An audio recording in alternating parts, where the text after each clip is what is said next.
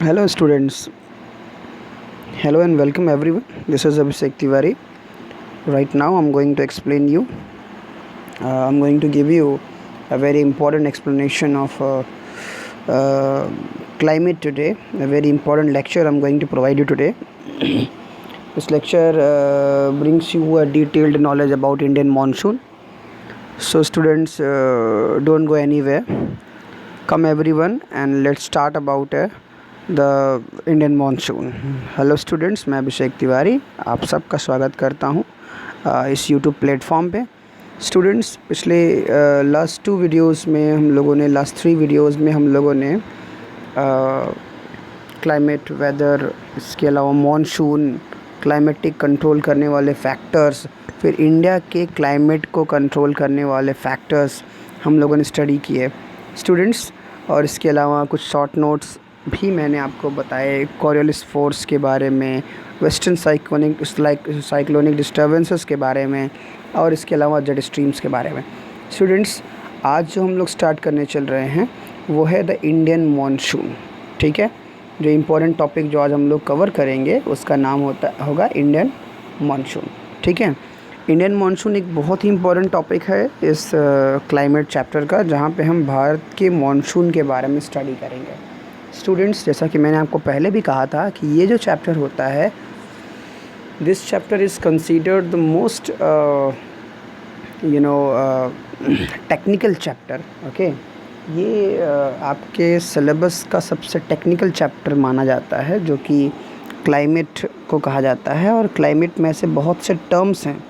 मैं इसे क्यों टेक्निकल कह रहा हूँ, उसके पीछे का एक रीज़न है कि बहुत से टर्म हैं इसमें जिसको यूजुअली आप नहीं समझ सकते हैं बिना एक्सप्लेनेशंस के।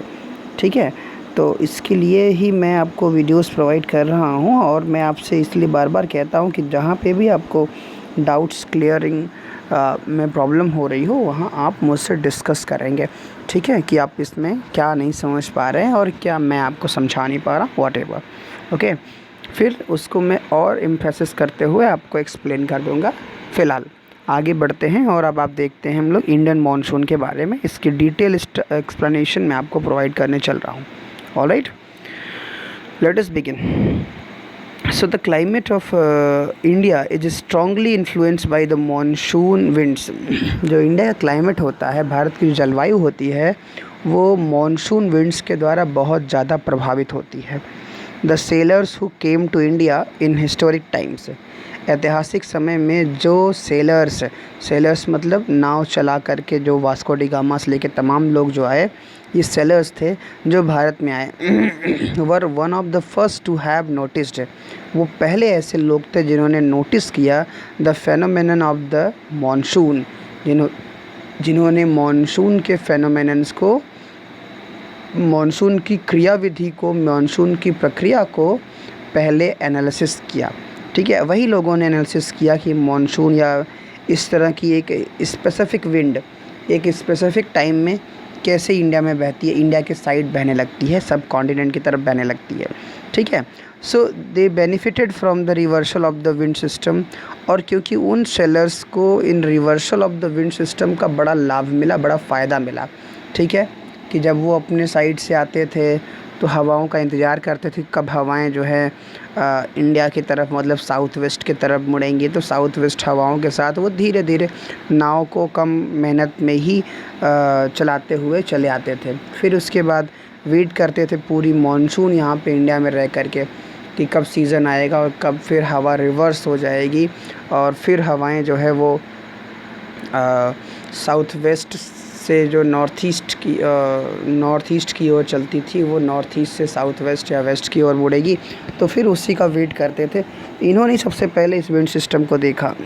ठीक है, as they came by sailing ships at the mercy of winds. हवाओं की दया पर ही ये अपनी शिप को चलाते हुए यहाँ तक चले आए। The Arabs who had also come to India. अरब के ट्रेडर्स जो इंडिया में आए ना, as traders named this seasonal reversal of the wind system monsoon. उन्होंने उन अरब ट्रेडर्स ने ही इस जो सीजनल रिवर्सल था इन हवाओं का ना, कि गर्मियों की तरफ भारत की तरफ, फिर ठंडियाँ आते आते फिर हवा भारत से समुद्रों की तरफ मुड़ जाना। तो ये इस चीज़ को उन्होंने ही मानसून नाम दिया। अपने यहाँ के एक वर्ड मौसम के नाम से उन्होंने इस वर्ड को मानसून नाम दिया। ऑलराइट। तो इसमें दो तरह के, जब हम इंडियन मानसून को पढ़ते हैं स्टूडेंट्स, तो दो सिचुएशंस को पढ़ते हैं। एक सिचुएशन जिसको हम कहते हैं बेसिकली जनवरी का सिचुएशन, ठीक है। एक सिचुएशन जो होती है उसको हम जनवरी सिचुएशन कहते हैं, ये मंथ ऑफ जनवरी में होता है। उसमें क्या होता है आप ज़रा सा देख लेंगे। आप देख रहे हैं कि हवाएं जो होती हैं ये इंडिया से इधर की तरफ लौट रही हैं, वापस जा रही हैं, रिवर्सल हो रहा है। हवाएं साउथ वेस्ट की तरफ जा रही हैं, नॉर्थ वेस्ट, नॉर्थ ईस्ट से साउथ वेस्ट की तरफ जा रही होती हैं। तो ये हवाओं का रिवर्सल है, हवाएं लौट रही हैं, ठीक है। तो जनवरी में क्या होता है, जनवरी से लेके पूरा मतलब दिसंबर, जनवरी, ये सब ले करके इंडिया का जो सब ट्रॉपिकल एरिया है वहाँ पे मानसून की हवाएं जो होती हैं वो लौटने लगती हैं, ठीक है। और वो चली जाती हैं और पूरा 6-7 महीने सूखा पड़ता है, ठीक है, जिसको हम गर्मी और ठंडक का और गर्मी का सीज़न कहते हैं, ठीक है। उसके बाद ये अगला वाला जो होता है इसको हम ये जो जुलाई और जून मंथ का होता है, ठीक है, ये जून मंथ का, इसमें क्या होता है, इसमें आप देख रहे हैं कि विंड जो सिस्टम है, विंड जो है वो किधर जा रहा है, वो इंडिया की तरफ जा रहा है, ठीक है, इंडिया की तरफ हवाएं मुड़ रही हैं। तो ये हवाओं का डायरेक्शन नॉर्थ ईस्ट की तरफ होता जा रहा है, साउथ वेस्ट से नॉर्थ ईस्ट की तरफ, मतलब सागरों से हवाएं इंडिया की तरफ चल रही हैं। तो इस तरह से इंडिया में जो है जून वगैरह में मॉनसून की एंट्री होती है। तो मॉनसून की एंट्री का कारण इस तरह से दिखाया जाता है। ऑलराइट। तो ये तरीका होता है बच्चों इस चीज़ को दिखाने का, ठीक है। तो दो तरह के हम मानसून पढ़ते हैं, एक जून का मानसून पढ़ते हैं मतलब मानसून सीज़न, और दूसरा होता है जो हम विंड सिस्टम पढ़ते हैं जिसको हम कहते हैं जनवरी का विंड सिस्टम, ठीक है। तो ये दोनों चीज़ों को पढ़ना बहुत इंपॉर्टेंट है इंडिया के पर्सपेक्टिव से, ठीक है। आगे बढ़ते हैं। The monsoon are experience in the tropical area रफली between 20 north to 20 south. Monsoon जो होता है, ये मानसून की जो एक्टिविटी होती है पूरे हर जगह नहीं होता है, दुनिया के हर क्षेत्रों में नहीं होता है, ये केवल एक स्पेसिफिक एरिया में ही देखने को मानसून मिलता है। तो मानसून जो है ट्रॉपिकल एरिया में देखने को मिलता है, रफली 20 नॉर्थ से लेके 20 साउथ डिग्री तक, मतलब इक्वेटर के 20 इधर नॉर्थ में और इक्वेटर के 20 इधर साउथ में, ठीक है, इतने दूर भर में मानसून की एक्टिविटी देखने को मिलती है, ठीक है। To understand the mechanism of monsoon the following facts are important. अब मानसून की मैकेनिज़्म को जानने के लिए इन फैक्ट और फैक्टर्स को जानना बहुत इम्पॉर्टेंट होता है। अब देखो ये कौन कौन से फैक्टर्स हैं या फैक्ट हैं जो इंडियन मानसून को अफेक्ट करते हैं। ऑलराइट, चलिए आगे बढ़ते हैं और इसमें देखते हैं पहला क्या है। जो इसमें फर्स्ट है उसको हम simply the differential heating and cooling of the land and water. पहली चीज़ में आती है differential heating and cooling of land and water. Land and water का डिफरेंशियल कूलिंग, ठीक है, मतलब कि कभी लैंड ठंडा होना, कभी वाटर ठंडा होना, कभी वाटर गर्म होना, कभी लैंड गर्म होना, ठीक है। So creates low pressure on the land mass of India. Summers में क्या होता है, जून के और मई लास्ट तक, जून के समय में जो इंडिया का अपर ट्रैक्ट होता है, ठीक है, तो जो इंडिया का जो है अपर ट्रैक्ट होता है, मतलब कि ये जो हिस्सा होता है यहाँ वाले हिस्से पे, ठीक है, तो वहाँ क्या होता है स्टूडेंट्स की इंडिया के उस हिस्से में creates low pressure on the land मास, क्योंकि जब हीटिंग बढ़ती है, टेम्परेचर बढ़ता है, तो प्रेशर क्या होता है, प्रेशर नीचे आता है, ठीक है। तो हमारे नॉर्थ वेस्ट की तरफ क्या होता है, इंडिया के टेम्परेचर बढ़ने लगा और प्रेशर घटने लगता है, ठीक है। प्रेशर घटने से क्या होता है, लो प्रेशर क्रिएट होता है लैंड मास ऑफ इंडिया पे, while the sea around experience comparatively high pressure. और उसी दौरान जो है समुद्रों में, अब समुद्रों में क्या होता है कि पानी देर से गर्म होता है, लैंड जल्दी गर्म हो जाता है। तो पानी देर से गर्म होगा, इसका मतलब है वहाँ पे क्या बना होगा, वहाँ पे प्रेशर हाई होगा और वहाँ पे टेम्परेचर ज़्यादा होगा, मतलब टेम्परेचर वहाँ पे कम होगा। तो होता क्या है कि जब टेम्परेचर कम होगा तो हाई प्रेशर होगा, ज़्यादा होगा तो लो प्रेशर होगा।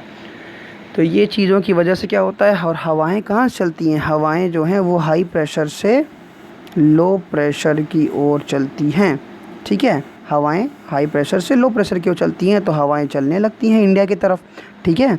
तो ये एक कारण होता है कि डिफरेंशियल हीटिंग जो और कूलिंग जो होता है लैंड एंड वाटर का, इसकी वजह से हवाएं या मानसून हमारे तरफ एंट्री करने लगती हैं। वहीं दूसरा देखते हैं रीज़न, दूसरा फैक्ट ये है कि shifting of the position of inter tropical convergence zone. अब इसमें एक चीज़ बच्चों और आती है कि इंटर ट्रॉपिकल कन्वर्जन जोन, अभी देखो ये क्या होता है कि इंटर ट्रॉपिकल कन्वर्जन जोन क्या होता है उसको भी मैं आपको बता दे रहा हूँ। ये वाले हिस्से में हम इसको समझ लेते हैं, ठीक है। तो दूसरी चीज़ जो है inter tropical convergence zone ITCZ, ये ITCZ क्या होता है, इंटर ट्रॉपिकल कन्वर्जन जोन कहते हैं। इसका इंडियन मानसून पे बहुत गहरा प्रभाव पड़ता है। समर के सीज़न में ये देखने को मिलता है कि over the Ganga plain this is the equatorial trough मतलब होता है द्रोणी, या उसको हम एक बेल्ट कहते हैं, ठीक है। Normally position about 5 degree north of the equator, जो कि इक्वेटर के 5 डिग्री नॉर्थ में रहता है। It is also known as the monsoon trough during the monsoon season. Monsoon season में इसको मानसून ट्रो कहते हैं, ठीक है, ओके। इसको मानसून ट्रो कहा जाता है। इसमें होता क्या है कि ये कैसे बनता है ट्रॉपिकल कन्वर्जन जोन, जब एक हॉट विंड, ठीक है, हॉट विंड जो है और इसके अलावा कोल्ड विंड आपस में मिल जाते हैं, ठीक है, तो एक बेल्ट बन जाती है। उस बेल्ट को कहते हैं ITCZ, क्लियर। इसको ITCZ कहा जाता है स्टूडेंट्स। तो ये 5 डिग्री नॉर्थ इक्वेटर के आसपास होती है और जैसे जैसे ये नॉर्थ की तरफ खिसकती जाती है ITCZ की बेल्ट ना, वैसे वैसे ही इंडिया में मॉनसून आना प्रवेश कर जाता है, मॉनसून इंडिया में आना शुरू हो जाता है। समझ में आया ना, मतलब कि जैसे जैसे ये अभी आप जान लीजिए 5 डिग्री के आसपास यहाँ पे इंडिया के होता है, जब यहाँ से ऊपर उठते चला जाता है, ऐसे ऐसे जैसे जैसे गर्मी बढ़ती है वैसे ही ऊपर चला जाता है। ऊपर जाने से हमारे यहाँ मानसून की विंड्स आनी शुरू हो जाती हैं, ठीक है। तो ये एक कारण होता है। उसके बाद तीसरा होता है जो थर्ड इसका फैक्टर है स्टूडेंट्स, थर्ड फैक्टर क्या होता है उसको हम कहते हैं the presence of high pressure area east of Madagascar. Madagascar जो है, जो कि इंडिया के मालाबार कोस्ट के समानांतर पड़ता है, अगर उसको देखा जाए तो जो मेडगास्कर है, ठीक है, अगर आप उसकी लोकेशन जानते हैं, अफ्रीका का एक जो है आइलैंड है, ठीक है, एक आइलैंड प्लेस है अफ्रीका में बेसिकली, तो जिसको हम मेडगास्कर कहते हैं। तो मेडगास्कर जो होता है स्टूडेंट्स, तो अगर उसकी लोकेशन देखी जाए, ठीक है, तो मेडगास्कर जो है वो इंडियन ओशन में पड़ता है और इसकी लोकेशन ऑस्ट्रेलिया के, माफ़ कीजिएगा, ऑस्ट्रेलिया के पैरेलल पड़ता है, ठीक है। तो इससे क्या होता है, ये लगभग जो है इसको आप मान के चलिए कि इक्वेटर ट्रॉपिक ऑफ कैप्रिकॉर्न के आसपास पड़ता है, ठीक है। तो ये जो मेडगास्कर आइलैंड है, ओके, सो हाई प्रेशर एरिया होता है यहाँ पे अप्रॉक्सीमेटली एट 20 साउथ, जो 20 डिग्री साउथ के आसपास इंडियन ओशन में। So the intensity and the position of this high pressure area affects the Indian monsoon. तो जो ये इंटेंसिटी और पोजीशन होता है हाई प्रेशर एरिया का, वो भारत के मानसून को प्रभावित करता है, ठीक है ना। तो ये जितनी ज़्यादा मात्रा में यहाँ पे हाई प्रेशर होता है, उतनी ज़्यादा मात्रा में यहाँ से मानसून विंड्स रिफ्लेक्ट करके ना 20 डिग्री से वो इंडिया और इंडियन कोस्टल एरियाज़ की तरफ ढकेल दी जाती है। तो ये इसके गर्म होने से इंडिया के अंदर मानसून आने के चांसेस बढ़ जाते हैं। तो ये भी एक रीज़न है तिब्बतन प्लेटू का गर्म होना, ठीक है। गर्म होगा तो यहाँ हाई प्रेशर मतलब लो प्रेशर क्रिएट होगा या इस तरह से, और इससे ये हवाओं को अपनी तरफ से, ये एक तरह से हवाओं को, यहाँ से हवाएं टकरा करके मुड़ जाती हैं। तो जो हवाएं ऐसे जा रही होती हैं वो टकरा करके मुड़ती हैं, तो ऐसे इंडिया में प्रवेश कर जाती हैं। कुछ ऐसा यहाँ पे होता है। फिर उसके बाद फोर्थ की बात करते हैं, the movement of the westerly stream of the north of the Himalaya. जो वेस्टर्ली जेट स्ट्रीम होती है, वेस्टर्ली मतलब पछुआ जेट स्ट्रीम्स जो होती हैं, जब इनका नॉर्थ हिमालय के नॉर्थ की तरफ इनका मूवमेंट हो जाता है। And the presence of tropical easterly jet stream, और उसके स्थान पे ट्रॉपिकल ईस्टर्ली जेट स्ट्रीम्स जो हैं वो इंडियन पेनिनसुलर वाले एरिया में आ जाते हैं, भर जाते हैं। तो इंडियन पेनिनसुलर वाले जो एरिया में ईस्टर्ली जेट स्ट्रीम्स के आ जाने से समर्स में ना, ये भी एक कारण होते हैं कि जैसे जैसे ईस्टर्ली जेट स्ट्रीम्स ऊपर की ओर चढ़ते हैं और वेस्टर्ली जेट स्ट्रीम्स पीछे की ओर जाते हैं नॉर्थ की तरफ हिमालय के, वैसे वैसे इंडिया में मानसून का प्रवेश भी होता है। तो आप ITCZ के बारे में आपको बता रहा था क्या होता है, इसको और डिटेल में देख लीजिए। Intertropical convergence zone is a broad trough, एक चौड़ा जो है पेटी होता है of low pressure in equatorial latitude. Equatorial areas में ये एक लो प्रेशर की बेल्ट होती है। This is where the north east and the south east trade winds converge, जहाँ पे नॉर्थ वेस्ट और साउथ ईस्ट जो है ट्रेड विंड्स आपस में आके मिल जाती हैं। और इस कन्वर्जन जोन जो है lies more or less parallel to equator, ये इक्वेटर के पैरेलल पड़ता है ना, बट मूव्स नॉर्थ और south in the apparent movement of the sun. और सूरज की गर्मी ज़्यादा पड़ने की वजह से कभी उत्तर की ओर मुड़ जाता है, कभी दक्षिण की ओर मुड़ जाता है। इसी को ITCZ कहते हैं। आगे बढ़ते हैं। अपार्ट फ्रॉम दिस, इसके अलावा it has also been notice changes in the pressure conditions, pressure condition में चेंजेस को नोटिस किया गया है over the southern oceans also affects the monsoon. Southern ocean में, ठीक है, मानसून को प्रभावित करते हैं।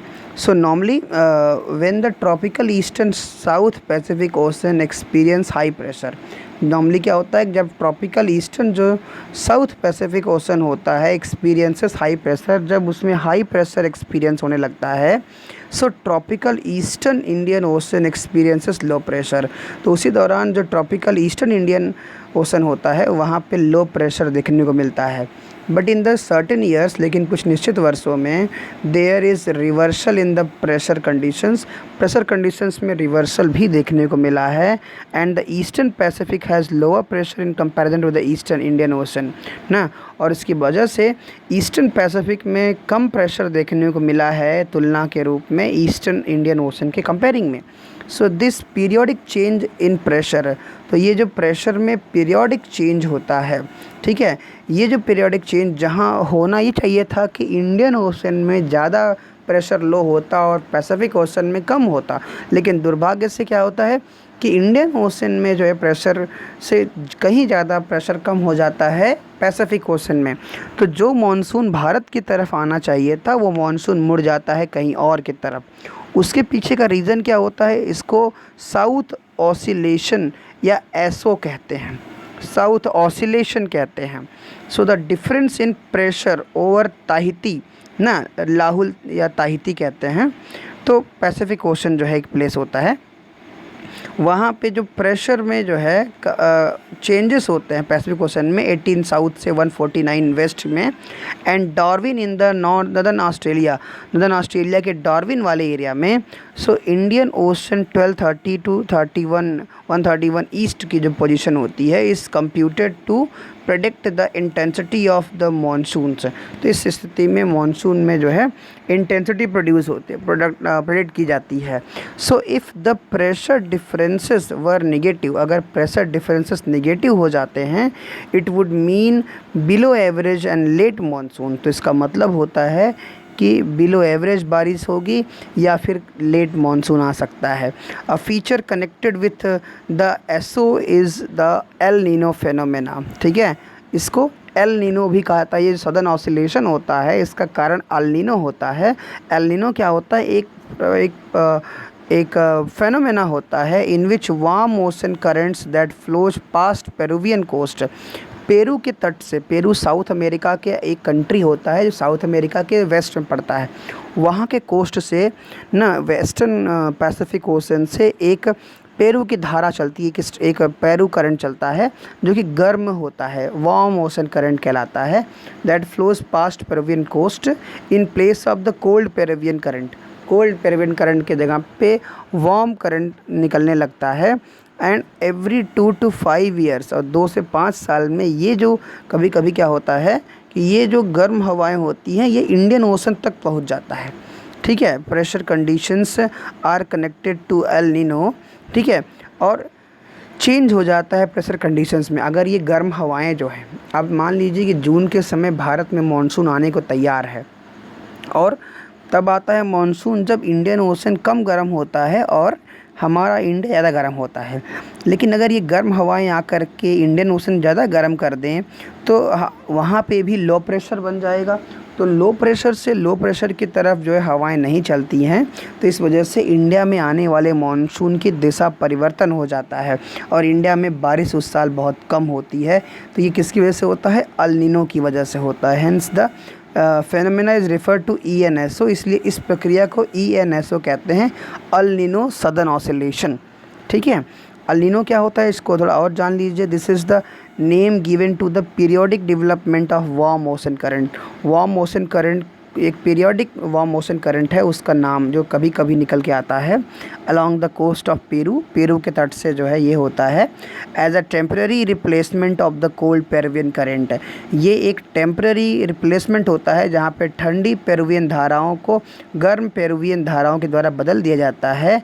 अल नीनो एक स्पेनिश वर्ड है जिसका मतलब होता है the child, the refers to the baby Christ, और ये बेबी क्राइस्ट मतलब यीशु के, बेबी यीशु के जो है आँख को यहाँ पे अल नीनो कहा जाता है फ्रेंच लैंग्वेज में।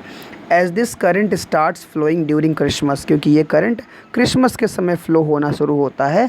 सो the presence of El Nino leads to the increase in sea surface temperature. तो जब प्रेजेंस होता है एल नीनो का जहाँ पे, वहाँ पे सी सरफेस टेम्परेचर बढ़ जाता है and trade winds in the region, और जो ट्रेड विंड्स होती हैं इस एरिया में वो कमज़ोर हो जाती हैं जिसकी वजह से मानसून प्रभावित होता है कुछ एरिया में। ठीक है, तो स्टूडेंट्स ये हो गया आपका इंडियन मानसून से और उससे जुड़े हुए फैक्टर्स जो इसके इंडियन मानसून को प्रभावित करते हैं। तो ये सब हम लोगों ने एक साथ पढ़ लिया। इसमें बहुत सी इंपॉर्टेंट चीज़ आपको यहाँ पे मैंने दे दी है। अगले दिन हम लोग ऑनसेट ऑफ द मानसून और विड्रॉल ऑफ द मानसून पढ़ेंगे। मानसून का भारत में आना और मानसून का भारत से जाना, ये दोनों पॉइंट्स को हम लोग अगले दिन डिस्कस करेंगे students. Okay, all right. So hope आपको ये लेक्चर पसंद आया होगा। अगर आपको ये लेक्चर पसंद आया है तो प्लीज़ आप इसे सब्सक्राइब करना ना भूलें, बेल आइकन प्रेस करें जिससे आने वाले वीडियोस की नोटिफिकेशंस मिले। कमेंट करें, लाइक करें, शेयर करें और अधिक से अधिक जो है कमेंट करें जिससे कि मुझे भी एक इंस्पिरेशन मिले कि हाँ आप इस वीडियो को लाइक कर रहे हैं, पसंद कर रहे हैं। Okay, this is what all about for today's lecture. Hope इसके आगे आप और इम्पोर्टेंट टॉपिक्स को कवर करेंगे। आप इसको कवर करिए और जो डिस्कशन हो करें मुझसे आप। ठीक है।